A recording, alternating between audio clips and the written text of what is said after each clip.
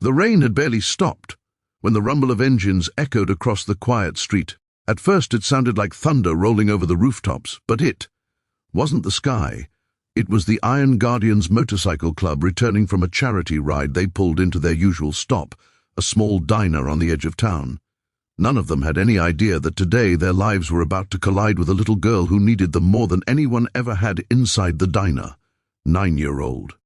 Lily sat alone in a corner booth, hugging her backpack so tightly it looked like she was keeping herself from falling apart. Her eyes were red, her shoes muddy, and her hair still dripping from running in the rain. Every time the door opened, she flinched, but when the bikers walked in, leather, jackets, tattoos, heavy boots, she didn't flinch. She stood up, and then she ran straight to them. Few customers gasped, unsure what was happening, but Lily didn't care. She grabbed the vest of the closest biker, a tall, broad man named Bear, and looked up at him with desperate eyes. "Please," she said, voice shaking, "my stepfather wants to take me away. I don't want to go with him. Please help me." The diner fell silent. Even the jukebox seemed to pause. Bear knelt down slowly so he didn't scare her sweetheart.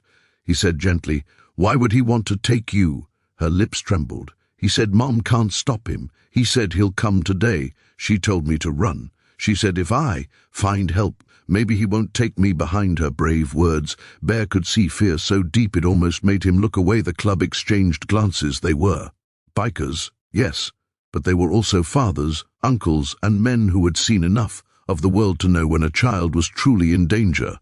Lily's mother, Sarah, worked at the diner. She rushed over, breathless, still wearing her apron. When she saw Lily clinging to Bear, she froze. Shame and exhaustion filled her eyes. "I'm sorry," she whispered. "I didn't know she would run to strangers." Bear shook his head. "We're not strangers anymore."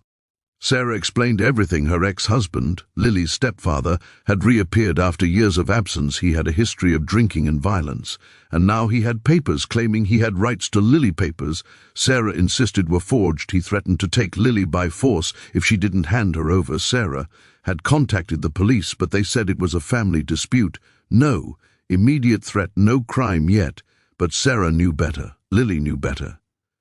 And now the bikers knew too. The Iron Guardians sat together, their usual loud conversation replaced with quiet tension. They were not a gang that sought trouble, but they were also not the kind of men who walked away from a child crying for help. Bear looked at his brothers. "We protect families. In this town, are we really going to sit here and let this happen?" "No." One said a word they didn't have to. The decision was already made. The first challenge came quickly as the biker named Ghost stepped outside to check the surroundings. He spotted a dark pickup truck slowing down near the entrance of the diner. The driver's window rolled down, and a man glared at the building. Like he owned the world. Sarah's face turned pale. "That's him." Bear nodded. Once calm but firm, the bikers moved in harmony. Like a practice team, two stood by the door. Three positioned their bikes like a shield. Another sat beside Lily, not touching her, just offering steady presence so she knew she was not alone. The stepfather stormed into the diner. He smelled of alcohol, rage, and entitlement. When he saw the bikers, he sneered. "Move." He barked, "I'm here for my daughter." Bear rose slowly. "You mean this little girl?" Shaking. "Behind me, she's my kid." The man snapped. "She's scared of you." Bear replied, "Kids aren't scared of people who protect them." The man tried to push past, but the bikers didn't budge. He yelled, cursed, threatened lawsuits, arrests, whatever words he could spit out, but none of it mattered. Then he made a mistake. He reached for Lily. Bear caught his wrist mid-air and squeezed. "You touch her again," he said quietly, "and you'll regret it before you finish blinking." The man yanked his arm away, furious but suddenly unsure. The room was full of witnesses, cameras, phones, and 9 bikers, ready to stand between him and the child he wanted to drag away. He stormed back out, promising he'd return with the law. The next challenge came hours later. Police cars arrived. Officers asked questions, reviewed videos, spoke with Sarah. The stepfather tried to shout over everyone, accusing the bikers of kidnapping, intimidation, assault, but the officers had seen men like him before. They also saw the fear in Lily's eyes, the bruises she had tried to hide under her sleeves, and the way she clung to her mother whenever her stepfather looked at her. One officer pulled Bear aside. "We can't hold him forever," he said, "but we can file an emergency protective order. It'll delay him by time for a custody hearing." "How much time, Bear?" "Asked a day or two, maybe 3. The bikers looked at Lily, small, trembling, clutching her backpack as if it were armor. Bear inhaled deeply. "Then we stay with them day and night until they're safe," and they did for the next 3 days.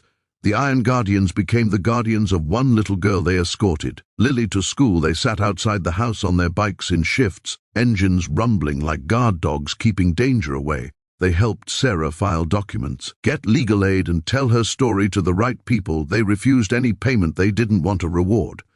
All they wanted was Lily safe during this time. Something changed. Lily, who once flinched at every sudden sound, began to smile again. She learned each biker's name, drew them pictures, and sat on Bear's bike, pretending she was riding through the clouds. Sarah found courage she didn't know she still had, and the bikers found a sense of purpose deeper than any charity ride. The final challenge came during the custody hearing. The stepfather tried once more to manipulate the system, but this time he faced a room full of evidence, witnesses, and a judge who listened carefully as Lily bravely told her truth. When the judge announced that he was denying custody and granting full protection to Sarah and Lily, the stepfather's face crumbled in defeat. Lily exhaled for the first time in days, and outside the courthouse, waiting for her, were the bikers, lined up beside their motorcycles, engines off, arms crossed, eyes proud. Bear knelt to her level. "You're safe now, sweetheart." She threw her arms around him. "Thank you," she whispered, "all of you." He hugged her back, softly. "You don't ever have to face fear alone, not while we're around." The Iron Guardians rode with Sarah and Lily all the way home that evening, forming a wall of protection and family around them. The sun set behind them, painting the sky orange and gold. A perfect ending to a dark chapter. The story spread through town, then online, becoming a symbol of what happens when ordinary people decide to stand up for someone too small to stand alone. And the message echoed long after. Family isn't always blood. Sometimes it's the people who show up when the world turns its back. Sometimes it's the ones who hear a little girl whisper for help and answer with the roar of 1,000 engines.